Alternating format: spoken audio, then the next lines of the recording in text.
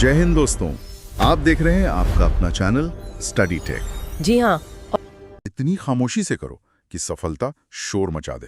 अरे वाह, एकदम हाई एनर्जी शुरुआत की है आज। बिल्कुल, और ये एनर्जी जरूरी भी है क्योंकि आज हम कोई आम मोटी सी टेक्स्ट बुक डिस्कस नहीं कर रहे हैं। राइट, हम एक बहुत ही स्पेशल चीज पर डीप डाइव कर रहे हैं। हाँ, हम आज स्टडी टेक के उन मास्टर नोट्स को डिकोड करेंगे जो कॉम्पिटिटिव एग्जाम्स की तैयारी करवाने के लिए फेमस हैं, जिसका टैग है सिलेक्शन की जिद। सही में, मतलब स्टूडेंट्स की सबसे बड़ी प्रॉब्लम होती है कि इतनी सारी गवर्नमेंट स्कीम्स हैं, उनकी डेट्स हैं, उनका डेटा है, रट्टा मार मार के दिमाग की दही हो जाती है। एग्जैक्टली, और एग्जाम हॉल में जाते ही सब ब्लैंक। तो आज का हमारा मिशन यही है कि हम इन नोट्स की मास्टर ट्रिक्स और विजुअल्स को समझें जो आपके दिमाग को एकदम हैक कर लेते हैं। हाँ, और अगर तुम नोट्स के बिल्कुल पहले पेज को ही देखो ना, उस पर बड़े बड़े लेटर्स में लिखा है केंद्रीय सरकार की 100% छपने वाली योजनाएं। हाँ, वो ट्रिक्स के साथ। और वहाँ एक लाल रंग का 100% वाला बैज भी बना है, एक पीला हाइलाइटर और एक नीला पेन भी है। देखो, साइकोलॉजी की भाषा में इसको वॉन रेस्ट ऑफ इफेक्ट कहते हैं या आइसोलेशन इफेक्ट। अच्छा, मुझे तो लगा बस पीडीएफ को थोड़ा सुंदर और अट्रैक्टिव बनाने के लिए डिजाइन डाल दिया ये इन लोगों ने। नहीं नहीं, ये डिजाइन से कहीं ज्यादा डीप है। मतलब जब हमारे सामने बहुत सारी बोरिंग या एक जैसी चीजें होती हैं ना, तो जो चीज रंग या आकार में अलग दिखती है वो दिमाग में सबसे गहराई से छप जाती है। ओह राइट, लाल और पीला रंग वैसे भी अटेंशन ग्रैब करते हैं। बिल्कुल, जैसे ही कोई इन नोट्स को खोलता है, दिमाग तुरंत सिग्नल देता है कि भाई बाकी सब छोड़, ये जानकारी बहुत इंपॉर्टेंट है, इसे याद रख। तो चलो इस मेमोरी हैकिंग का लाइव टेस्ट करते हैं। स्लाइड नंबर 2 पर जो 2014 की सबसे बड़ी स्कीम है, प्रधानमंत्री जन धन योजना, PMJDY। हाँ, जो 28 अगस्त 2014 को शुरू हुई थी, दुनिया की सबसे बड़ी फाइनेंशियल इंक्लूजन स्कीम। सही कहा। इसका नारा है मेरा खाता भाग्य विधाता। और नोट्स में एक बैंक की बिल्डिंग बनाई गई है, उसके ऊपर से 10 रुपए के सुनहरे सिक्के गिर रहे हैं। हाँ, बैंक और सिक्के, एकदम क्लियर विजुअल है फाइनेंशियल इंक्लूजन का। लेकिन इसकी जो मास्टर ट्रिक दी गई है ना, वो सुनो, एकदम सिंगल लाइन और फनी सी ट्रिक है। 28 लोगों ने मिलकर जन का धन बैंक में 14 मिनट में जमा कर दिया। 28 लोग और 14 मिनट, क्या बात है। है ना? 28 से 28 अगस्त और 14 मिनट से 2014 का साल, एक ही लाइन में पूरा कॉन्सेप्ट क्लियर। ये ट्रिक इसलिए काम करती है क्योंकि दिमाग के लिए 28 अगस्त 2014 एक बहुत ही एब्स्ट्रैक्ट डेटा है, लेकिन 28 लोग भागकर 14 मिनट में पैसा जमा कर रहे हैं, ये एक मूवी सीन जैसा विजुअल है। राइट राइट, विजुअल एसोसिएशन बोलते हैं इसको शायद। एग्जैक्टली, जितना अजीब और एक्शन से भरा सीन होगा, दिमाग उसको उतनी ही मजबूती से पकड़ेगा। कहानी में जब जनधन बैंक का जिक्र आता है तो दिमाग पूरा कॉन्टेक्स्ट वापस रिकॉल कर लेता है। तो चलो अब चलते हैं स्लाइड 3 पर, जहां इकोनॉमी के बाद देश की सफाई की बात आती है। स्वच्छ भारत अभियान। यस, 2 अक्टूबर 2014 से शुरू होकर 2019 तक का सफर। गांधी जी की 150वीं जयंती तक भारत को ODF यानी खुले में शौच मुक्त बनाने का लक्ष्य। हाँ, और इसमें पिक्चर दी गई है एक हरे रंग के डस्टबिन की, एक झाड़ू और सबसे बढ़िया गांधी जी का चश्मा। चश्मा तो मतलब एक ऐसी पहचान बन गया है ना स्कीम की। बिल्कुल, और इसकी फनी ट्रिक सुनो। ट्रिक है गांधी जी के चश्मे से 14 साल में पूरा भारत स्वच्छ हो गया। अरे वाह, चश्मा यानी 2 अक्टूबर और 14 साल मतलब 2014। एग्जैक्टली, एक ही लाइन में डेट और साल दोनों याद। और पता है सबसे इंटरेस्टिंग बात क्या है? एक पॉलिसी मेकर के नजरिए से सोचो तो करोड़ों लोगों की आदतें बदलना कोई आसान काम नहीं था। सही बात है। लेकिन सिर्फ एक चश्मे के लोगों ने पूरी नेशनल पॉलिसी को एक इमोशनल पहचान दे दी। ये सिंबलिज्म का बेस्ट एग्जाम्पल है।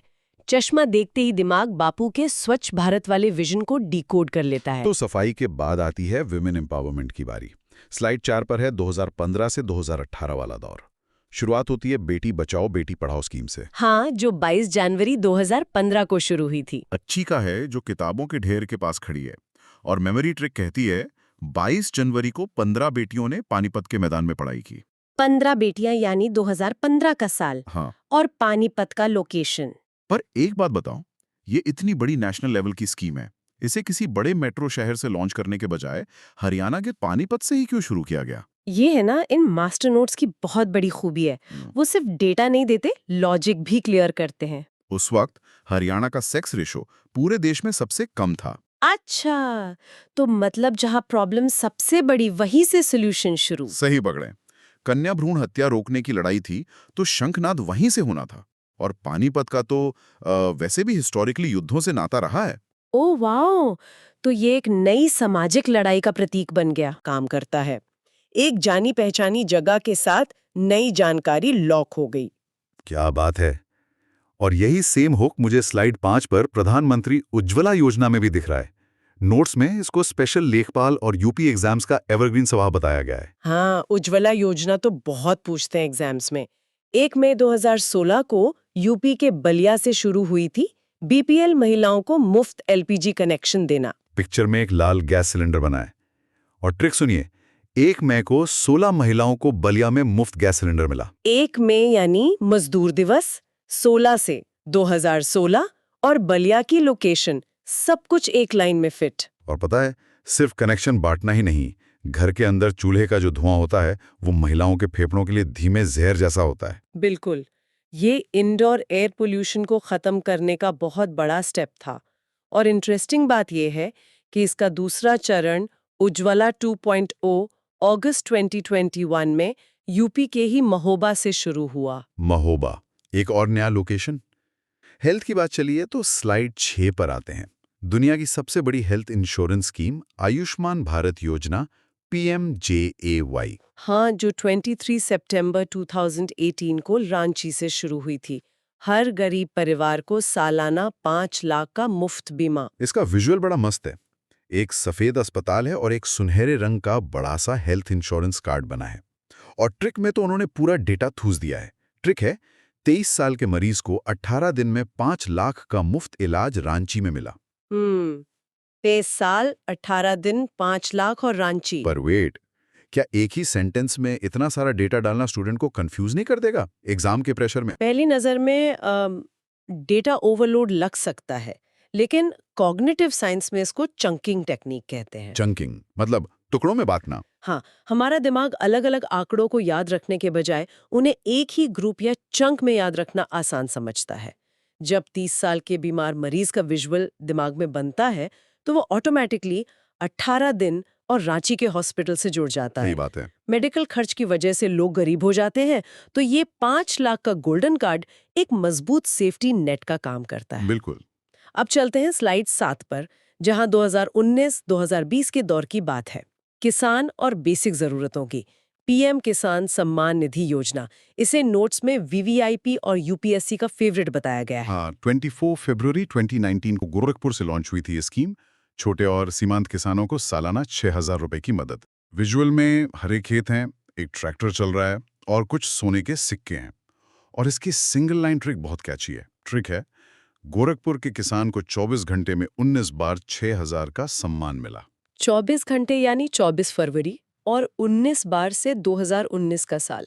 लेकिन इसमें सबसे स्ट्रॉन्ग हुक है सम्मान शब्द। हाँ, क्योंकि स्कीम का नाम ही सम्मान निधि है। एग्जैक्टली। और अगर डिटेल में जाएं तो ये 6,000 एक साथ नहीं मिलते, 2-2 हज़ार की 3 किश्तों में आते हैं। ऐसा क्यों? एक साथ क्यों नहीं दे देते? क्योंकि ये किश्तें ठीक फसल की बुवाई के सीजन से पहले आती हैं, जब किसान को बीज और खाद खरीदने के लिए कैश चाहिए होता है।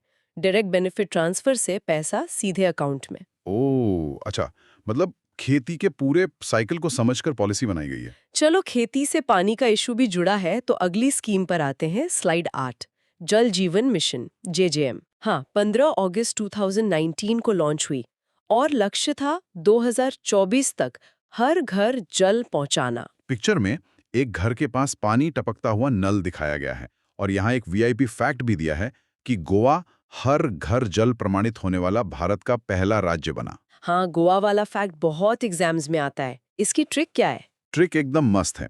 15 अगस्त को 19 घरों में आजादी से जल पहुंच गया। आजादी से जल, वाओ! 15 अगस्त और 19 से 2019, कितना पोएटिक है ये। हाँ, पोएटिक होने के साथ साथ दिमाग में छपने वाला भी है। बिल्कुल। आज़ादी शब्द एक बहुत स्ट्रॉन्ग इमोशन पैदा करता है, और जब बोरिंग डेटा किसी इमोशन से जुड़ता है तो दिमाग का एमिगडाला एक्टिव हो जाता है। वो यादों को बहुत डीप स्टोर करता है। इमोशन से याद आया, स्लाइड 9 पर चलते हैं। 2020 का साल शायद सबसे इमोशनल था कोरोना की वजह से। 1 जून 2020 को प्रधानमंत्री स्वानिधि योजना शुरू हुई थी। हाँ, रेडी पटरी वालों के लिए 10,000 रुपए का बिना गारंटी वाला लोन। इसका विजुअल एक रंग बिरंगी सब्जियों वाला थैला है। और ट्रिक सुनो, ट्रिक है कोरोना 2020 के रेडी वालों को 10,000 की स्वानिधि मिली। मतलब अपनी निधि। हाँ, पर यार ये ट्रिक ना मुझे बाकी ट्रिक्स के कंपैरिजन में थोड़ी वीक लगी।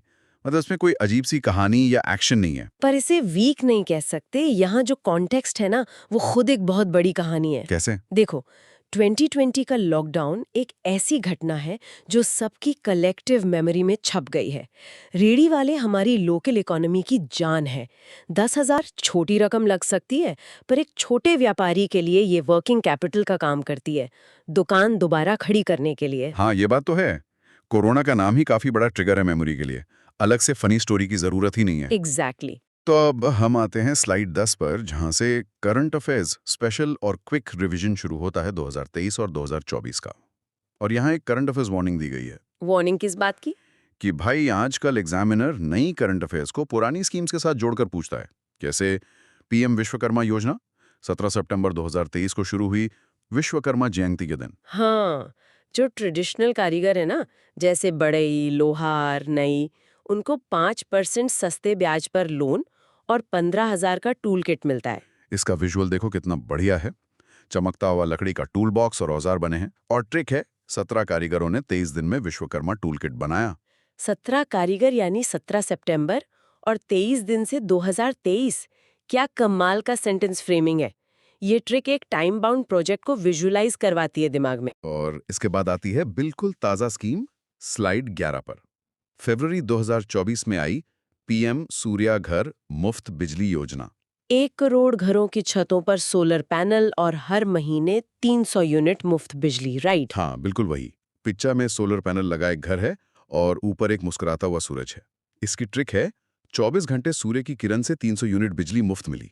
24 से 2024 और 24 घंटे वाला सेंस भी आ गया और 300 यूनिट भी कवर हो गया। और साथ में डिसेंट्रलाइजेशन ऑफ एनर्जी का मैसेज भी है। हाँ, एक तरफ पब्लिक का इलेक्ट्रिसिटी बिल कम हो रहा है और दूसरी तरफ देश रिन्यूएबल एनर्जी की तरफ जा। बिल्कुल। और अगली स्लाइड में ना एक टेढ़ी मेढ़ी सड़क का दृश्य है। ये सड़क साल 2000 से शुरू होकर 2016 तक का एक लंबा सफर दिखा रही है। ओह, और इस सड़क के किनारे अलग-अलग विकास योजनाओं के पत्थर लगे हुए हैं। हाँ, पर एक चीज जो तुरंत ध्यान खींचती है वो ये है कि 2015 और 2016 के माइलस्टोन पर आकर ये सड़क बहुत ज्यादा व्यस्त हो जाती है। सच कहूं तो 2015 और 2016 में सरकार इतने जबरदस्त फॉर्म में थी कि योजनाओं की बारिश ही कर दी। अरे बिल्कुल। और ये जो योजनाओं की बारिश वाला नजरिया है ना, असल में यही एग्जामिनर का पहला ट्रैप है। अच्छा, वो कैसे? देखिए, अगर इस टाइमलाइन के पैटर्न को हम डिकोड करें तो कहानी 2000 में ग्राम सड़क योजना यानी PMGSY से शुरू होती है। फिर 2005 में रोजगार के लिए मनरेगा आता है। एक लंबा गैप दिखता है वहाँ। हाँ, और फिर 2014 में सांसद आदर्श ग्राम योजना आती है। लेकिन जो असली नीतिगत बदलाव है ना, वो 2015 में दिखता है, जब PMKSY, मुद्रा योजना और DNRLM जैसी योजनाएं एक साथ लॉन्च होती हैं। ओह, और फिर 2016 में फसल बीमा योजना, रुर्बन और आवास योजना भी आ जाती हैं। एग्जैक्टली। एग्जामिनर जानबूझकर इन्हीं 2 सालों यानी 2015 और 2016 की योजनाओं की तारीखें पूछता है, क्योंकि उसे पता है कि स्टूडेंट्स इस भीड़ में कंफ्यूज हो जाएंगे। बाप रे। तो मतलब ये सड़क सिर्फ इतिहास नहीं है, ये खतरे का एक नक्शा भी है। चलिए इस नक्शे के सबसे बड़े और भारी भरकम पड़ाव पर चलते हैं, जो कि रोजगार से जुड़ा है। राइट। हाँ, ग्रामीण विकास की जब भी बात होती है तो सबसे पहले बात पेट की होती है, यानी दिहाड़ी और रोजगार की। हमारे नोट्स में से लेखपाल का सबसे बड़ा सवाल कहा गया है। बिल्कुल। यहाँ स्लाइड में ना एक हथौड़े का आइकन है हाँ, और एक कैलेंडर है जिसके पन्ने 100 दिन से पलटकर 125 दिन हो रहे हैं। या मनरेगा का जिक्र, और ईमानदारी से कहूं तो इसकी तारीखें बहुत ही उलझाने वाली हैं। हाँ, वो डेट्स अक्सर परेशान करती हैं। मतलब देखिए, नरेगा एक्ट 2005 में पास हुआ, 2 फरवरी 2006 को आंध्र प्रदेश के अनंतपुर से लागू हुआ, हाँ, और फिर 2 अक्टूबर 2009 को इसमें महात्मा गांधी का नाम जुड़ गया। साथ ही महिलाओं के लिए 33% आरक्षण भी है। मेरा सवाल ये है कि इतनी अलग अलग तारीखें क्यों? क्या एक ही दिन सब कुछ लागू नहीं हो सकता था? यार यही तो वो डेथ ट्रैप है जहां लाखों स्टूडेंट्स अपने नंबर गवा देते हैं। अच्छा। देखिए, संसद में कानून पास होना जो कि 2005 में हुआ और जमीन पर उसका लागू होना जो 2006 में हुआ, ये दो बिल्कुल अलग प्रशासनिक प्रक्रियाएं हैं। तो एग्जामिनर पूछता है अधिनियम कब पास हुआ और हड़बड़ी में लोग 2006 टिक कर देते हैं। एग्जैक्टली और अनंतपुर को चुनने के पीछे भी एक बहुत बड़ा कारण था। वो एक भयंकर सूखाग्रस्त इलाका था जहां से लोग मजबूरी में पलायन कर रहे थे। तो सरकार को सबसे पहले वहीं रोजगार की गारंटी देनी थी। Make sense. हाँ, और रही बात महिलाओं के 33% आरक्षण की, तो ये ग्रामीण अर्थव्यवस्था को जड़ से बदलने की एक बहुत ही सोची समझी रणनीति का हिस्सा था। वो कैसे? जब हाथ में नकद पैसा सीधे महिलाओं के पास जाता है ना, तो वो पैसा घर के पोषण और बच्चों की शिक्षा पर ज्यादा खर्च होता है। अरे वाह, ये लॉजिक तो एकदम सटीक है। लेकिन अब जो इस नोट्स में सबसे बड़ा अपडेट दिख रहा है, उसने मुझे थोड़ा हैरान कर दिया है। कौन सा अपडेट? ये जो कैलेंडर 100 से 125 दिन हुआ है और इसका नाम भी अब बदल गया है। मतलब अब ये मनरेगा नहीं बल्कि वीबीजी रामजी हो गया है। ये क्या नई पहेली है? यहाँ सबसे दिलचस्प बात यह है कि समय के साथ नीतियां कैसे करवट लेती हैं। 2025 के नए एक्ट के तहत अब इसका पूरा नाम विकसित भारत रोजगार और आजीविका मिशन गारंटी यानी वीबीजी रामजी हो गया है। वीबीजी रामजी, नाम तो काफी कैची है। हाँ, और सबसे बड़ा बदलाव ये है कि अब काम की गारंटी 100 दिन से बढ़ाकर 125 दिन कर दी गई है। ये 25 दिन का अतिरिक्त काम ग्रामीण परिवारों के लिए एक बहुत बड़ा आर्थिक सहारा है, खासकर उन महीनों में जब खेती का कोई काम नहीं होता। राइट। बिल्कुल। पर एक मिनट, मुझे यहाँ थोड़ा संदेह हो रहा है। क्या इन 125 दिनों में भी वही पुराने तरीके से सिर्फ गड्ढे खोदने और मिट्टी पलटने का काम होगा? ये बहुत वैलिड पॉइंट है, क्योंकि लंबे समय से यही आलोचना होती रही है कि इस योजना में कोई स्थायी संपत्ति नहीं बनती। बहुत ही लाजवाब सवाल है और यहीं पर वीबीजी रामजी का असली मकसद छिपा है। अब दृष्टिकोण पूरी तरह बदल चुका है। अच्छा, क्या बदलाव आया है? नई गाइडलाइंस के अनुसार मुख्य फोकस सिर्फ दिहाली देना नहीं है, बल्कि क्लाइमेट रिजिलिएंट यानी जलवायु अनुकूल संपत्तियां बनाना है। मतलब पर्यावरण को ध्यान में रखकर? हाँ, मतलब ऐसे गहरे चेक डैम बनाना जो भयंकर सूखे में भी पानी रोक सके, या ऐसी जल निकासी व्यवस्था बनाना जो बाढ़ में गांव को डूबने से बचाए। अब मेन फोकस पानी की सुरक्षा और टिकाऊ इंफ्रास्ट्रक्चर पर है। कमाल है। और इन सारी तारीखों को याद रखने के लिए नोट्स में जो ट्रिक्स दी गई हैं वो भी एकदम सटीक हैं। हाँ, वो पुरानी ट्रिक क्या थी? पुरानी ट्रिक है 2005 में कानून बना, 6 में लागू हुआ और 9 में इसमें एमजी जुड़ गए। हाँ, ये तो सबको रटी होती है। और जो नए बदलाव के लिए ट्रिक है वो तो सीधा दिमाग में छप जाने वाली है। ट्रिक है अब मनरेगा नहीं, गांव में रामजी यानी रामजी का नाम लेकर रोजगार मिलेगा और दिन 100 से 125 हो गए। बहुत बढ़िया। अब जरा सोचिए, गांव में रोजगार मिल गया, 125 दिन की सुरक्षित कमाई आ गई। अब अगली बुनियादी जरूरत क्या होगी? एक पक्का घर। और नोट्स का अगला हिस्सा बिल्कुल इसी क्रम में आगे बढ़ता है। हम बात कर रहे हैं प्रधानमंत्री आवास योजना ग्रामीण की। हाँ, PMAYG। यहाँ स्लाइड पर एक बहुत ही सुंदर रंग बिरंगे 3D घर का चित्र है और उसके पास एक सोने की चाबी चमक रही है। इसकी शुरुआत 20 नवंबर 2016 को उत्तर प्रदेश के आगरा से हुई थी और इसे नोट्स में VVIP फैक्ट का टैग दिया गया है। VVIP फैक्ट इसलिए यार क्योंकि स्टेट लेवल के एग्जाम्स में ये पूछने का बहुत चलन है कि कोई बड़ी राष्ट्रीय योजना किस शहर से लॉन्च हुई थी। हाँ, आगरा याद रखना बहुत जरूरी है। और अब यहाँ एक और चक्र है। आमतौर पर लगता है कि ये कोई बिल्कुल नई योजना थी, लेकिन असल में ये 1985-86 में शुरू हुई पुरानी इंदिरा आवास योजना का ही नया रूप है। ओह, तो इसे बस रिस्ट्रक्चर किया गया है। हाँ, क्योंकि पुराने घरों का आकार बहुत छोटा होता था और उनमें शौचालय जैसी बुनियादी सुविधाएं नहीं थी, इसलिए इसे नए सिरे से डिजाइन किया गया। Make sense. लेकिन इसमें जो अनुदान के बंटवारे का गणित है वो थोड़ा अजीब लगता है। गणित मतलब मैदानी इलाकों में घर बनाने के लिए केंद्र और राज्य सरकार 60-40 का अनुपात में पैसा देते हैं, जबकि पहाड़ी राज्यों में ये 90-10 है। ऐसा भेदभाव क्यों? अरे, ये भेदभाव नहीं है, इसे भौगोलिक यथार्थ कहते हैं। अच्छा, वो कैसे? जरा सोचिए, मैदानी इलाके में ईंट, सीमेंट और सरिया ले जाना कितना आसान है, लेकिन वही सामग्री अगर हिमालय के किसी दुर्गम गांव में पहुंचानी हो तो क्या होगा? ट्रांसपोर्ट का खर्च बहुत ज्यादा हो जाएगा। बिल्कुल। परिवहन की लागत ही घर की लागत से ज्यादा हो जाती है। पहाड़ी राज्यों के पास इतने संसाधन नहीं होते कि वे 40% खर्च उठा सकें। अच्छा, तो अगर केंद्र वहां 90% मदद नहीं करेगा तो उन इलाकों में कभी पक्के घर बन ही नहीं पाएंगे। एग्जैक्टली। इसे एक उदाहरण से समझें तो जैसे हम अपने दोस्तों के साथ खाना खाने जाते हैं, जो दोस्त ज्यादा कमाता है वो बिल का बड़ा हिस्सा दे देता है ताकि जो संघर्ष कर रहा है उस पर बोझ ना पड़े। हाँ, बिल्कुल तार्किक बात है। और इसकी मेमोरी ट्रिक भी सीधी है। 16 गरीबों को आगरा में पक्का आवास मिला, मतलब 2016 में। परफेक्ट। चलिए, अब घर तो बन गया। हाँ, लेकिन उस पक्के घर से निकलकर बाजार तक जाने के लिए कीचड़ में तो नहीं चलेंगे ना। बिल्कुल नहीं। घर को दुनिया से जोड़ने के लिए चाहिए एक सड़क। और यही हमारा अगला विषय है, प्रधानमंत्री ग्राम सड़क योजना। PMGSY नोट्स में एक गांव और ऊंचे पहाड़ों को जोड़ती हुई एक चिकनी पक्की सड़क का दृश्य है।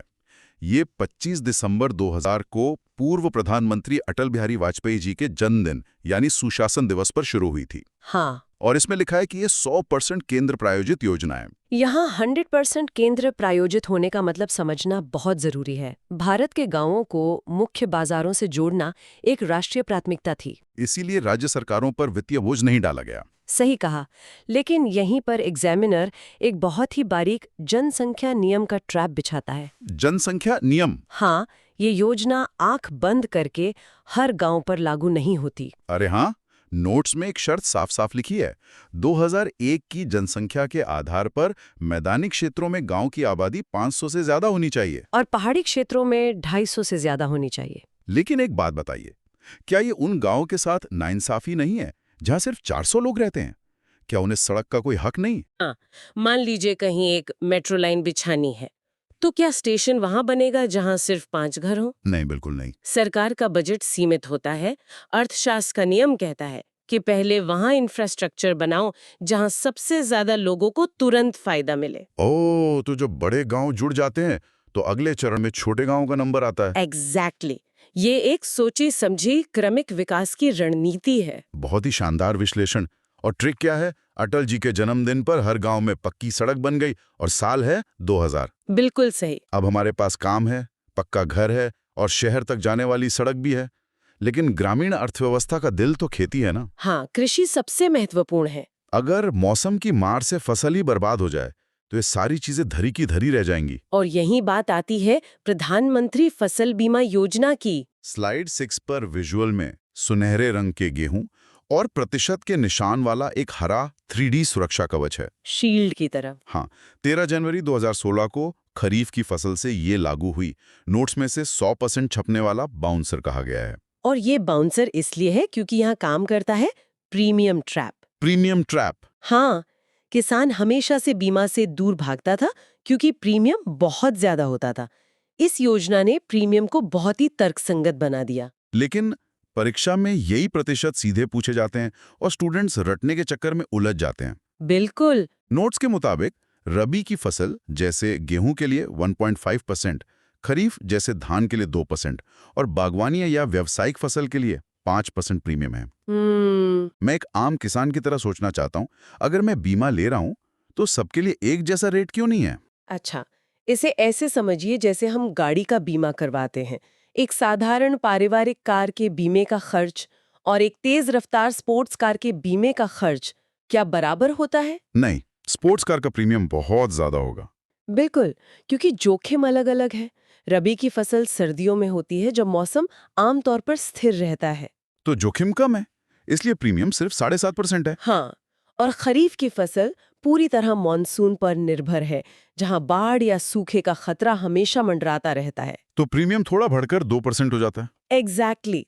और बागवानी या व्यावसायिक फसलों में किसान की लागत बहुत ज्यादा होती है, तो नुकसान की स्थिति में क्लेम भी बढ़ा देना पड़ता है। ओह, इसलिए वहां 5% प्रीमियम रखा गया है।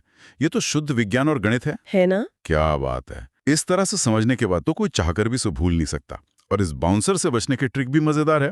रबी 1.5, खरीफ 2 और बाकी सब 5 लो। बहुत ही कैची ट्रिक है। अब जब खेत भी सुरक्षित हो गए तो नजरिया थोड़ा और बड़ा करते हैं। अब बात पूरे गांव को एक आदर्श रूप देने की है। हम आ गए हैं सांसद आदर्श ग्राम योजना पर। SAGY चित्र में एक मुस्कुराते हुए नेता अपने हाथों में एक छोटे से गांव का मॉडल उठाए हुए हैं। 11 अक्टूबर 2014 को जयप्रकाश नारायण जी की जयंती पर इसे शुरू किया गया था। जयप्रकाश नारायण जी का स्पष्ट मानना था कि असली भारत गांवों में बसता है। ये योजना उसी सोच का विस्तार है। यहाँ लक्ष्य बहुत ही मापा जा सकने वाला रखा गया था। सांसदों को कहा गया कि वो अपने प्रभाव का इस्तेमाल करके गांव गोद लें। नोट्स में लिखा है 2019 तक 3 गांव और 2024 तक 8 गांव। हाँ, लेकिन मुझे यहाँ थोड़ी शंका होती है यार, भारत में लाखों गांव हैं। अगर हर सांसद ने 8 गांव भी गोद ले लिए तो भी ज्यादातर गांव तो छूट ही जाएंगे ना। फिर पूरे देश का विकास कैसे होगा? यहाँ काम करता है रोल मॉडल या रिपल इफेक्ट का सिद्धांत। वो क्या होता है? अगर किसी एक इलाके में एक गांव को पूरी तरह से आधुनिक बना दिया जाए, वहाँ स्कूल, अस्पताल, वाईफाई सब आ जाए, तो आसपास के गांवों की पंचायतें भी प्रेरित होती हैं। अच्छा, तो वो भी अपने नेताओं पर वैसा ही विकास करने का दबाव बनाती हैं? एग्जैक्टली। ये एक विकास का बीज बोने जैसी योजना थी। मतलब ये एक तरह का बेंचमार्क सेट करने का तरीका है। इसकी ट्रिक भी साल से जुड़ी है। 14 सांसदों ने 11 अक्टूबर को गांव गोद लिए। 14 से हो गया 2014। बिल्कुल। अब एक गांव आदर्श तब तक नहीं बन सकता जब तक खेती के लिए भरपूर पानी ना हो। इसी से जुड़ी अगली योजना है प्रधानमंत्री कृषि सिंचाई योजना। PMKSY। यहाँ एक नीले रंग की पानी की बड़ी सी बूंद एक हरे पौधे पर गिर रही है और तारीख है 1 जुलाई 2015। एक बात तो मुझे सरकार की माननी पड़ेगी, इनके नारे इतने कैची होते हैं कि सीधे परीक्षा में छपते हैं। अरे बिल्कुल, इसके 2 मशहूर नारे हैं, हर खेत को पानी और पर ड्रॉप मोर क्रॉप, यानी प्रति बूंद अधिक फसल। पर ड्रॉप मोर क्रॉप। हाँ, ये योजना पानी देने से ज्यादा पानी बचाने के बारे में है। हम जानते हैं कि भारत में खेती में पानी की बहुत बर्बादी होती है। तो ड्रिप इरिगेशन और स्प्रिंकलर जैसी माइक्रो इरिगेशन तकनीकों का इस्तेमाल करके उसी पानी में दोगुने रकबे में सिंचाई करना इसका मुख्य उद्देश्य है। वाह! और ट्रिक भी इसी बूंद पर टिकी है। 15 खेतों में हर बूंद से ज्यादा फसल होगी। 15 से हो गया 2015 और बूंद से मोर क्रॉप। बहुत बढ़िया। चलिए, खेतों में पानी भी पहुंच गया, लेकिन गांव की अर्थव्यवस्था सिर्फ खेतों से नहीं चल सकती। हाँ, खासकर महिलाओं के लिए वैकल्पिक आजीविका बहुत जरूरी है। नोट्स का अगला हिस्सा थोड़ा ट्रिकी है, जिसे क्रोनोलॉजी ट्रैप कहा गया है। ये राष्ट्रीय ग्रामीण आजीविका मिशन यानी DNRLM के बारे में है। हाँ, जहाँ विजुअल में महिला स्वयं सहायता समूह की महिलाएं सोने के सिक्कों से भरी टोकरी के पास खड़ी हैं। और नोट्स में एक बड़ी सी चेतावनी भी है।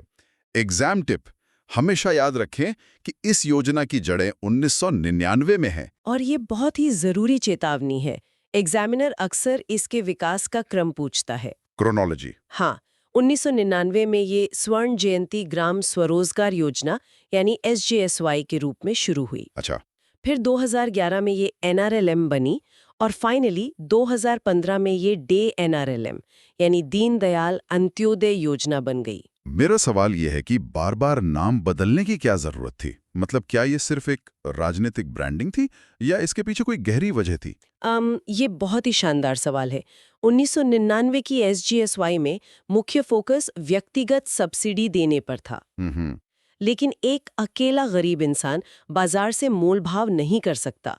तो 2011 में जब ये NRLM बना तो उन्होंने समूह यानी SHG की ताकत को पहचाना। ओह, सेल्फ हेल्प ग्रुप्स। हाँ, और 2015 में अंत्योदय जोड़ने का मतलब था कतार में खड़े सबसे आखिरी और सबसे गरीब व्यक्ति तक पहुंचना, जो पहले किसी समूह का हिस्सा बनने की हिम्मत भी नहीं कर पाता था। मतलब ये योजना का एक वैचारिक विकास था, सिर्फ नाम का नहीं। एग्जैक्टली। वाह! हर बदलाव के साथ योजना की नींव और गहरी होती गई। अब समूह बन गए, लेकिन किसी भी छोटे बिजनेस को बड़ा करने के लिए पूंजी यानी लोन चाहिए। और अगला विषय बिल्कुल इसी पर है। हाँ, प्रधानमंत्री मुद्रा योजना, जिसे द लोन ट्रैप का नाम दिया गया है। विजुअल में सोने के सिक्कों की सीढ़ियां एक चमकते हुए रुपए के निशान तक जा रही हैं। 8 अप्रैल 2015 को शुरू हुई इस योजना का लक्ष्य छोटे व्यापारियों को बिना गारंटी के लोन देना है। और यहाँ परीक्षकों का सबसे पसंदीदा सवाल लोन की लिमिट्स से आता है। लिमिट्स? हाँ, इसमें 3 कैटेगरी हैं और स्टूडेंट्स अक्सर इनकी रकम में उलझ जाते हैं। नोट्स के हिसाब से पहली सीढ़ी है शिशु, जिसमें 50,000 तक का लोन है। दूसरी है किशोर, जिसमें 50,000 से 5 लाख तक है, और तीसरी तरुण, जिसमें 5 लाख से 10 लाख तक है। इसे देखकर मुझे ऐसा लग रहा है जैसे किसी बढ़ते हुए बच्चे के लिए कपड़े खरीदे जा रहे हों। मतलब एक 3 साल के बच्चे को 15 साल के लड़के की शर्ट तो नहीं पहनाएंगे ना? एकदम सटीक तुलना की है। ये किसी भी व्यवसाय के जीवन चक्र का बेहतरीन उदाहरण है। कैसे? जब कोई ठेला या छोटी दुकान शुरू करता है तो वो शिशु अवस्था में है। उसे लाखों रुपए देकर कर्ज के जाल में नहीं फंसाना है। 50,000 काफी हैं। बिल्कुल। जब बिजनेस थोड़ा चल निकले तो उसे किशोर वाले लोन की जरूरत है, और जब वो पूरी तरह स्थापित होकर अपनी शाखाएं खोलना चाहे तब उसे तरुण यानी बड़े निवेश की जरूरत होती है। अरे वाह, इस लॉजिक के साथ तो एक कबो नहीं भूलेगा। और ट्रिक तो है ही मजेदार। शिशु 50,000, किशोर 5 लाख और तरुण 10 लाख की मुद्रा लेकर भागे। हाँ, ये अच्छी ट्रिक है। अब देखिए, हमने गांव में रोजगार दे दिया, पक्का घर बना दिया, सड़क बना दी, बीमा कर दिया, पानी पहुंचा दिया और लोन भी दे दिया। हाँ, सब कुछ कवर हो गया। लेकिन फिर भी एक बहुत बड़ी समस्या है। सुख सुविधाओं और आधुनिक जीवन शैली की तलाश में लोग गांव छोड़कर शहरों की ओर भाग रहे हैं। माइग्रेशन। हाँ, इस पलायन को कैसे रोका जाए? नोट्स का अगला हिस्सा इसी का एक बहुत ही आधुनिक जवाब है। Rurban mission. Rurban mission. यहाँ जो चित्र है ना, वो किसी साइंस फिक्शन फिल्म के गांव जैसा लगता है। बहुत हरियाली है, लेकिन छतों पर सोलर पैनल हैं और वाईफाई के सिग्नल दिख रहे हैं। 21 फरवरी 2016 को छत्तीसगढ़ के कुरुद से इसकी शुरुआत हुई थी। इस योजना का समीकरण बहुत ही रचनात्मक है। रूरबन असल में 2 शब्दों से मिलकर बना है, रूरल यानी गांव और अर्बन यानी शहर। Rural plus urban. हाँ, इसका मुख्य उद्देश्य है गांव की आत्मा को बचाए रखते हुए वहां शहरों जैसी आधुनिक सुविधाएं देना, जैसे ई ग्राम पंचायतें, डिजिटल कनेक्टिविटी और स्मार्ट स्किल्स। बिल्कुल। जब गांव में ही शहर जैसी सुविधा और रोजगार होगा तो कोई अपना घर छोड़कर बाहर धक्के खाने क्यों जाएगा? एकदम सही बात है। और इसकी ट्रिक भी एकदम सीधी है। 16 गांवों को रूरबन बना दिया। 16 से 2016 और रूरबन मतलब शहर जैसा। परफेक्ट। अब हम स्रोत के बिल्कुल अंतिम पन्ने पर आ गए हैं। यहाँ एक लाल रंग का A+ ग्रेड वाला परीक्षा का पेपर बना है। ये सेक्शन एक क्विक रिवीजन है। और सच कहूं तो ये पन्ना किसी चीट कोड से कम नहीं है। बिल्कुल। अगर एग्जाम हॉल में घुसने से 10 मिनट पहले सिर्फ इसी पन्ने को देख लिया जाए ना, तो कई नंबर पक्के हो सकते हैं। हाँ, इसमें उन टॉप 4 ट्रैप्स को संक्षेप में दिया गया है जहां हमने आज चर्चा की। पहला, डेट्स ट्रैप, जहां हमें मनरेगा के एक्ट 2005, लागू होने 2006 और नाम बदलने 2009 का अंतर याद रखना है। हाँ, वो अनंतपुर वाला पॉइंट। दूसरा, प्रीमियम ट्रैप, जहां फसल बीमा योजना के 1.5%, 2% और 5% के जोखिम वाले लॉजिक को नहीं भूलना है। रबी, खरीफ और कमर्शियल। तीसरा, लोन ट्रैप, जहां मुद्रा योजना की शिशु, किशोर और तरुण की रकम की सीढ़ियां याद रखनी है। 50,000, 5 लाख और 10 लाख। और चौथा, क्रोनोलॉजी ट्रैप, जहां डे NRLM की 1999 से 2015 तक की यात्रा को क्रम से समझना है। SGSY से DNRLM तक। और बिल्कुल अंत में स्लाइड 13 पर स्टडी टेक का एक शानदार लोगो है, एक लाइक बटन है और एक रॉकेट है जो सफलता की उड़ान का प्रतीक है। तो सबसे पहले हम बात करते हैं रोजगार की। सही दिशा है। तो 2025 का सबसे हॉट टॉपिक है ELI स्कीम, यानी PM विकसित भारत रोजगार योजना, जो 1 अगस्त 2025 से लागू होने वाली है, राइट? हाँ, वही। इसका बजट लगभग 99,446 करोड़ रुपए है और टारगेट बड़ा क्लियर है, 2 साल में 3.5 करोड़ नई नौकरियां। अरे वाह! तो इसकी ट्रिक या फनी लाइन ये हुई कि अब पहली नौकरी लगने पर सिर्फ रिश्तेदारी नहीं, सरकार भी शगुन देगी। हाँ। बिल्कुल। और वो शगुन छोटा मोटा नहीं है। पहली बार नौकरी पाने वालों को सरकार 1 महीने का वेतन देगी। 1 महीने की पूरी सैलरी? हाँ, मैक्सिमम 15,000 रुपए तक, जो 3 किश्तों में उनके खाते में आएगी। ये तो बहुत सॉलिड सपोर्ट है। अच्छा, नौकरी लगने के बाद सबसे बड़ी टेंशन क्या होती है? घर के बुजुर्गों की सेहत। वही तो। और इसीलिए सरकार आगे लाई है आयुष्मान वयोवंदना कार्ड। ये 70 साल से ऊपर के सभी बुजुर्गों के लिए है। लेकिन एक मिनट, क्या इसमें अमीर और गरीब का कोई फर्क नहीं है? मतलब सबके लिए ये? नहीं, इसमें इनकम का कोई फर्क नहीं है। चाहे अमीर हो या गरीब, सबको 5 लाख रुपए तक का मुफ्त इलाज मिलेगा। ओह वाओ, ये बहुत बड़ा स्टेप है ना? और आपको बता दूं कि अक्टूबर 2025 तक 68.51 लाख से अधिक बुजुर्गों को ये कार्ड मिल भी चुका है। स्टूडेंट्स, ये डेटा याद रखना। चलो, सेहत सेठ हो। ऊर्जा पीएम सूर्यघर मुफ्त बिजली योजना। इसका कोर कॉन्सेप्ट ये है कि अब 1 करोड़ घरों की छतों पर सूरज देवता खुद बिजली का बिल एकदम जीरो करने आ रहे हैं। और इसकी तस्वीर भी बहुत ही शानदार और मॉडर्न है। एक बहुत बढ़िया सा घर है जिसकी छत पर नीले रंग के बड़े बड़े सोलर पैनल लगे हैं। पीछे से एक बड़ा सा सूरज झांक रहा है। हाँ, और सबसे ध्यान खींचने वाली चीज है वो एक बड़ा सा तीर जो एकदम रॉकेट की तरह उछाल दिखाते हुए ऊपर की तरफ जा रहा है। एग्जैक्टली। परीक्षा के लिए यहाँ सीधा एग्जाम नोट है कि इस योजना में जो बजट वृद्धि का प्रतिशत है वो सीधे सीधे परीक्षा में पूछा जा सकता है। वो जो ऊपर जाता हुआ तीर है वो 80% की बजट वृद्धि को दर्शाता है। 80%। एक मिनट, मैं यहाँ थोड़ा असहमत होना चाहूंगी या कहूँ कि मेरे मन में एक सवाल आ रहा है।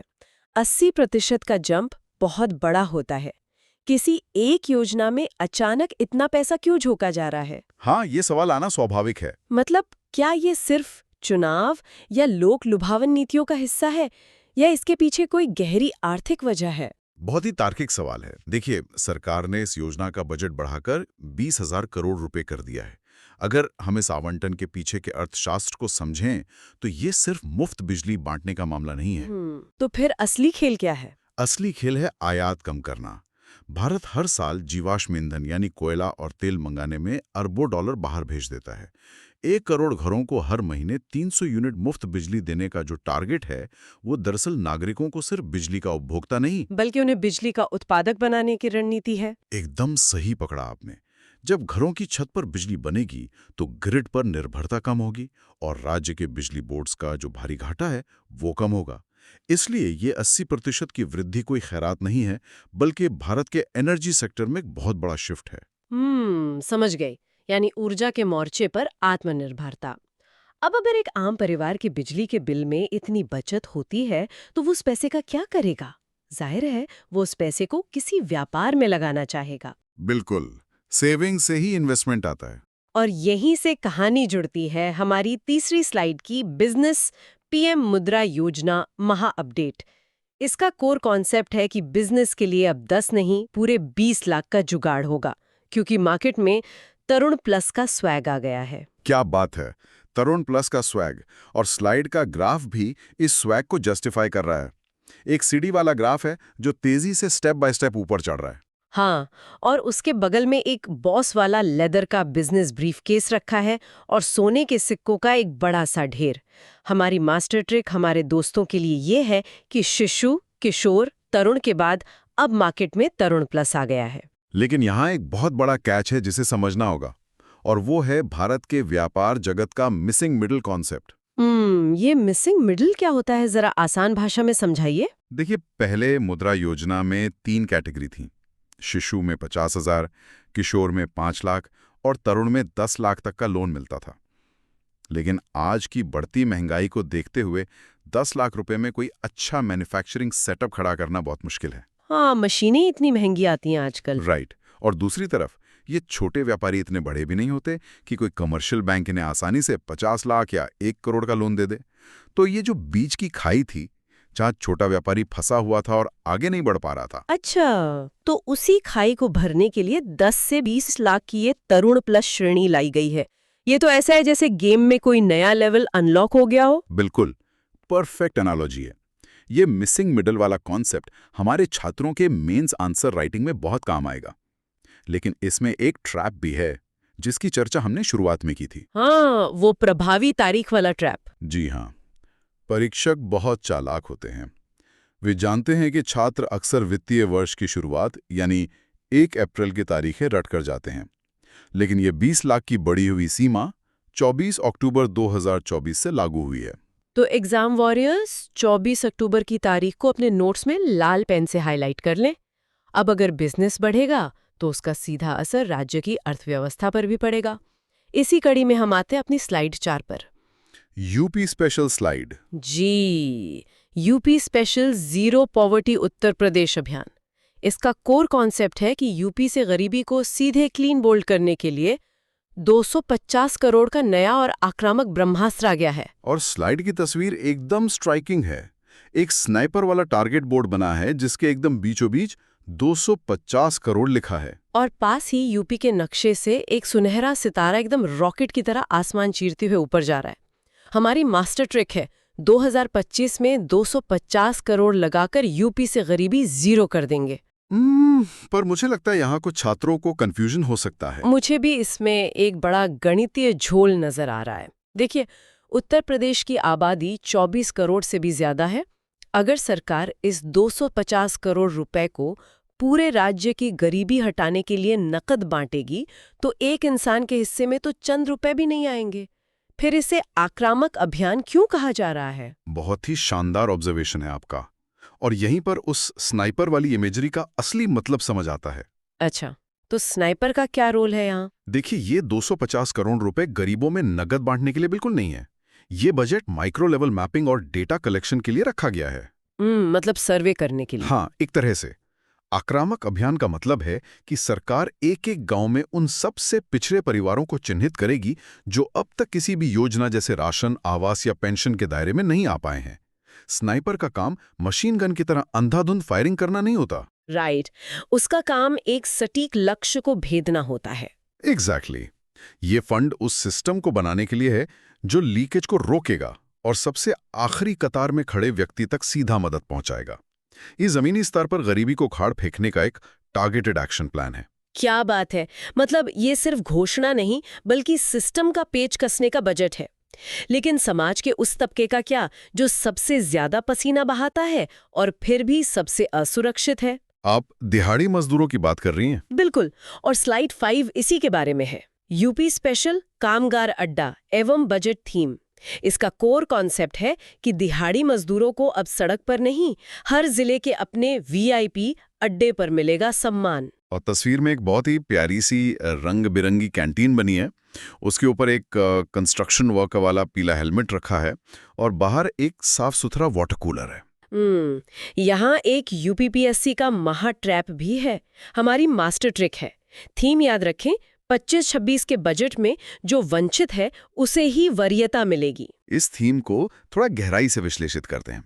यूपी बजट की थीम है सर्वे भवन्तु सुखिना और नीतिगत दर्शन है वंचित को वरीयता। ये जो कामगार अड्डा है ना, ये इसी दर्शन का व्यावहारिक रूप है। वो कैसे? देखिए, दिहाड़ी मजदूर हमारे असंगठित क्षेत्र का सबसे निचला और असुरक्षित हिस्सा है। वे सुबह सुबह चौराहों पर काम की तलाश में घंटों खड़े रहते हैं, धूल और धूप में। हर जिला मुख्यालय पर मुफ्त पीने का पानी, साफ टॉयलेट और सस्ती कैंटीन की सुविधा देना सिर्फ कोई भौतिक सुविधा नहीं है। तो ये क्या है? यह उनकी गरिमा यानी डिग्निटी ऑफ लेबर को स्थापित करने और बढ़ाने का एक बहुत बड़ा प्रयास है। डिग्निटी ऑफ लेबर, बहुत ही सटीक शब्द इस्तेमाल किया आपने।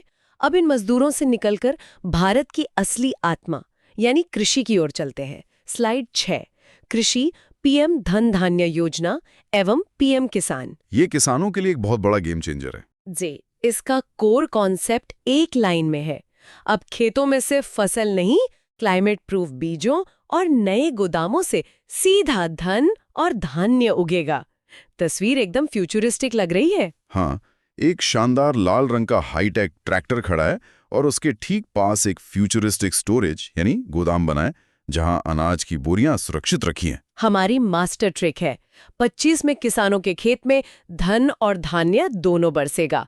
अब पीएम किसान का जो 6000 सालाना सपोर्ट है वो तो 2026 में भी जारी रहेगा। लेकिन मुझे ये समझाइए कि पंचायत और ब्लॉक लेवल पर ये जो स्टोरेज या गोदाम बन रहे, ये असली गेम चेंजर कैसे हैं? इसे समझने के लिए अर्थशास्त्र के एक कॉन्सेप्ट सप्लाई डिमांड मिसमैच को समझना होगा। मांग और आपूर्ति का असंतुलन। बिल्कुल। जब फसल कटती है तो बाजार में अचानक अनाज की बाढ़ आ जाती है। सप्लाई बढ़ती है तो कीमतें एकदम से गिर जाती हैं। अब छोटे किसान के पास फसल रखने की सुरक्षित जगह तो होती नहीं है। हाँ, और बारिश में फसल खराब होने का डर अलग रहता है। राइट, इसलिए उसे औने पौने दाम पर अपनी फसल तुरंत बेचनी पड़ती है, जिसे हम डिस्ट्रेस सेल कहते हैं। अच्छा, और जब बाजार में दाम अच्छे होंगे तब वो आराम से बेच पाएगा। एग्जैक्टली। इससे उसकी प्राइसिंग पावर बढ़ेगी। इसके अलावा योजना में क्लाइमेट रेजिलिएंट बीज भी दिए जा रहे हैं ताकि बेमौसम बारिश या भयंकर सूखे से फसल बर्बाद ही ना हो। ये तो वाकई एक लॉन्ग टर्म विजन है। लेकिन इन सब के लिए चाहे नए बीज खरीदने हो या खाद, किसान को शुरुआत में पैसे की जरूरत तो होती ही है। और वहीं पर हमारा अगला मास्टर स्ट्रोक आता है। बिल्कुल, और यही एंट्री होती है स्लाइड 7 की, कृषि ऋण KCC लोन लिमिट का महा अपडेट। इसका कोर कॉन्सेप्ट है कि किसान क्रेडिट कार्ड का ऐतिहासिक बम्पर ऑफर 3 लाख की लिमिट पर काटा लगा और 5 लाख की लिमिट इन। तस्वीर भी इस बम्पर ऑफर को अच्छे से दिखा रही है। एक हरे रंग के रिबन से बंधा हुआ KCC कार्ड है, जिसके चारों ओर रुपए के निशान ऐसे उड़ रहे हैं जैसे कोई जादू हो रहा हो।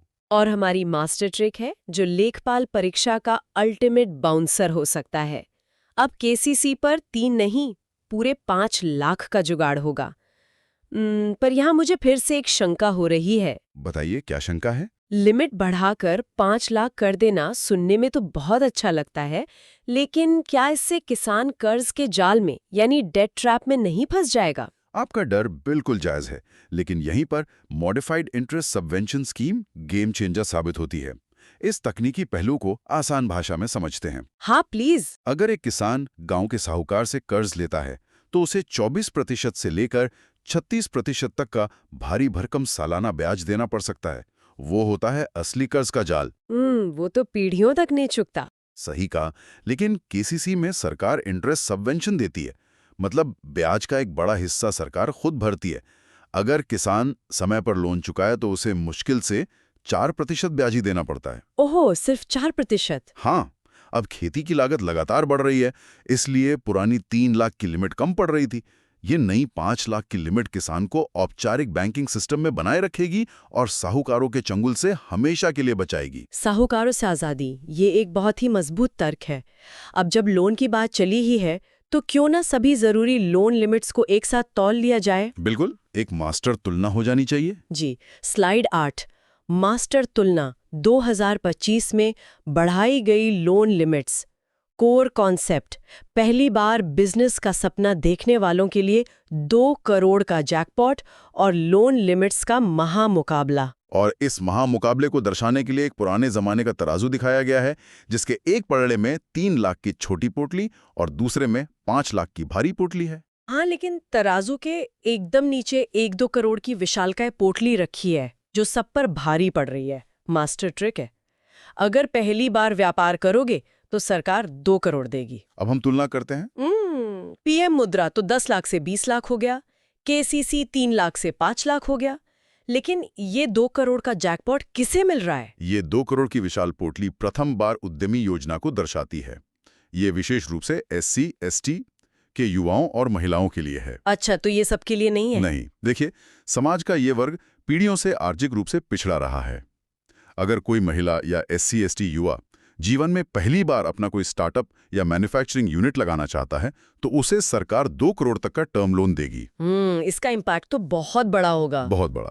इसका असली मकसद इन वंचित वर्गों को सिर्फ नौकरी मांगने वालों की कतार से निकालकर नौकरी देने वाला बनाना है। मतलब जॉब सीकर से जॉब क्रिएटर, बहुत ही पावरफुल शिफ्ट है ये। लेकिन जो लोग अभी जॉब कर रहे हैं, विशेषकर असंगठित क्षेत्र में, उनका क्या? उनकी सुरक्षा का भी पूरा इंतजाम है स्लाइड 9 में। जी, स्लाइड 9, सामाजिक सुरक्षा ऑनलाइन प्लेटफॉर्म वर्कर्स योजना। कोर कॉन्सेप्ट है कि घर घर पिज्जा और सवारी पहुंचाने वाले भैया लोगों पर अब सरकार का मजबूत सुरक्षा कवच आ गया है। इमेजरी बहुत ही सटीक है। एक बड़े से छाते के नीचे एक नीले रंग का ग्लोइंग शील्ड या कवच बना है, और उस कवच के अंदर स्विगी, जोमैटो, ओला, उबर के लोगों के साथ एक डिलीवरी बॉय मुस्कुराते हुए स्कूटर चला रहा है। ट्रिक है, अब 2025 में ऑनलाइन डिलीवरी वाले भैया की भी सिक्योरिटी पक्की। पर मैं इस योजना की असल अहमियत समझना चाहती हूँ। हाँ, पूछिए। ये सारी कंपनियां तो प्राइवेट है ना, फिर सरकार क्यों बीच में आके इन्हें सामाजिक सुरक्षा दे रही है? इसे एक बहुत ही आसान एनालॉजी से समझते हैं। मान लीजिए डिलीवरी बॉय का जो स्कूटर है वो हमारी अर्थव्यवस्था है। ठीक है। जैसे कोई बीमारी, दुर्घटना या बुढ़ापा, तो सीधा झटका उस वर्कर को लगता था। और वो बेचारा काम से बाहर हो जाता था। बिल्कुल। अब भारत की गिग इकोनॉमी बहुत तेजी से बढ़ रही है। लाखों युवा इन प्लेटफॉर्म्स पर काम कर रहे हैं, लेकिन उन्हें पारंपरिक कर्मचारियों की तरह कोई पेंशन या बीमा नहीं मिलता। इस योजना के तहत सरकार उनके स्कूटर में एक फॉर्मल सस्पेंशन सिस्टम लगा रही है। क्या बात है, स्कूटर सस्पेंशन वाली एनालॉजी ने एकदम दिमाग की बत्ती जला दी। मतलब अब उन्हें पेंशन और बीमा कवर मिलने से असंगठित क्षेत्र भी औपचारिक सुरक्षा के दायरे में आ रहा है। एकदम सही, ये एक ऐतिहासिक कदम है। अब शहरों की सड़कों से लौटकर वापस गांव की तस्वीर देखते हैं। स्लाइड 10, ग्रामीण विकास एवं पोषण। ये स्लाइड सीधे भारत के भविष्य से जुड़ी है। बिल्कुल, इसका कोर कॉन्सेप्ट है मनरेगा में अब 125 दिन की फुल गारंटी और बच्चों महिलाओं के लिए पोषण का डबल डोज। तस्वीर बहुत ही मार्मिक है। एक तरफ रखे फावड़े और खेती के औजार दिख रहे हैं और दूसरी तरफ लकड़ी के पालने में बैठा एक बेहद क्यूट सा बच्चा। ये काम और पोषण के एक बेहतरीन बैलेंस को दिखाता है। और हमारी मास्टर ट्रिक है 2025 में आंगनवाड़ी सक्षम बनेगी और पोषण डबल मिलेगा, यानी पोषण 2.0। अब मनरेगा में 100 से 125 दिन का जो प्रस्ताव है वो तो ग्रामीण आय बढ़ाएगा, लेकिन ये सक्षम आंगनवाड़ी और पोषण 2.0 का क्या गणित है? इसका गणित देश के जनसांख्यिकीय लाभांश यानी डेमोग्राफिक डिविडेंड से जुड़ा है। इस योजना का जो डेटा है वो बहुत विशाल है। 8 करोड़ बच्चे, 1 करोड़ गर्भवती महिलाएं और 20 लाख किशोरियां। नंबर तो बहुत बड़े हैं। हाँ हम अक्सर गर्व से कहते हैं कि भारत दुनिया का सबसे युवा देश है। बिल्कुल। लेकिन जरा सोचिए, अगर एक बच्चा आज कुपोषण का शिकार है तो वो कल एक मजबूत और प्रोडक्टिव वर्कफोर्स का हिस्सा कैसे बनेगा? ये तो संभव ही नहीं है। इसीलिए पोषण 2.0 सिर्फ खाना खिलाने की योजना नहीं है, ये भारत की अगली पीढ़ी की मानसिक और शारीरिक क्षमता को बिल्ड करने का सबसे बड़ा इन्वेस्टमेंट है। इसके लॉन्ग टर्म इम्पैक्ट को समझना जरूरी है। बिल्कुल, स्वस्थ बचपन ही तो मजबूत देश की नींव है। तो एग्जाम वॉरियर्स, हमने पूरे बजट का एक वैचारिक एक्सरे कर लिया है, लेकिन हम जानते हैं कि परीक्षा हॉल में वैचारिक ज्ञान के साथ साथ एकदम सटीक डेटा भी चाहिए होता है। और उसके लिए हमें अपनी आखिरी स्लाइड पर जाना होगा। जी हाँ, हम आ गए हैं अपनी आखिरी स्लाइड, स्लाइड 11 पर। परीक्षा के लिए वन लाइनर्स, इसे रट लो। कोर कॉन्सेप्ट एकदम कड़क है। परीक्षा हॉल में जाने से पहले अगर ये पेज नहीं रटा तो समझो सारा पढ़ा लिखा एकदम मटिया मेट। और तस्वीर में जो लाल रंग का टारगेट बोर्ड है, जिसके एकदम बीचों बीच तीर लगा है और पास रखी स्टॉपवॉच है, वो यही बता रही है कि समय कम है, एकदम सटीक निशाना लगाओ। बिल्कुल। तो मान लेते हैं कि एग्जाम हॉल में घुसने से पहले हमारे पास सिर्फ 60 सेकंड है। मैं आपसे तेजी से सवाल पूछूंगी और आप इस क्रिटिकल डेटा को डिकोड करेंगे। तैयार हैं? एकदम तैयार हूं, पूछिए। पहला सबसे बड़ा ट्रैप, ELI स्कीम। ELI यानी employment linked incentive scheme. Examiner सीधे इसके लागू होने की तारीख पूछेगा। जवाब है 1 अगस्त 2025। इसका कुल बजट 99,446 करोड़ रुपए है और लक्ष्य है 2 साल में 3.5 करोड़ नौकरियां पैदा करना। पर कंपनियां तो फ्रेशर्स को जॉब देने से कतराती हैं ना? यही तो मैकेनिज्म है। कंपनियां डरती हैं क्योंकि उन्हें ट्रेनिंग देनी पड़ती है। सरकार ने इस रिस्क को खत्म कर दिया है।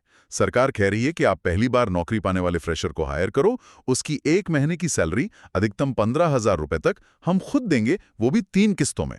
वाओ, कंपनियों का रिस्क एकदम जीरो। अब दूसरा ट्रैप बताइए। दूसरा ट्रैप है आयुष्मान भारत योजना का विस्तार, विशेषकर 70+ आयु वर्ग के लिए। नया कार्ड जो बना है उसका नाम है वय वंदना कार्ड। वय वंदना कार्ड, इसका डेटा क्या है? अक्टूबर 2025 तक 86.51 लाख से अधिक बुजुर्गों को यह कार्ड मिल चुका है। और इसमें सबसे बड़ा कैच ये है कि 70 वर्ष से ऊपर का कोई भी बुजुर्ग हो, चाहे अमीर हो या गरीब, सबको 5 लाख रुपए का स्वास्थ्य कवर मिलेगा। अमीर या गरीब का कोई भेदभाव नहीं? बेहतरीन। और तीसरा पॉइंट? तीसरा तो हमारा क्विक रिवीजन है।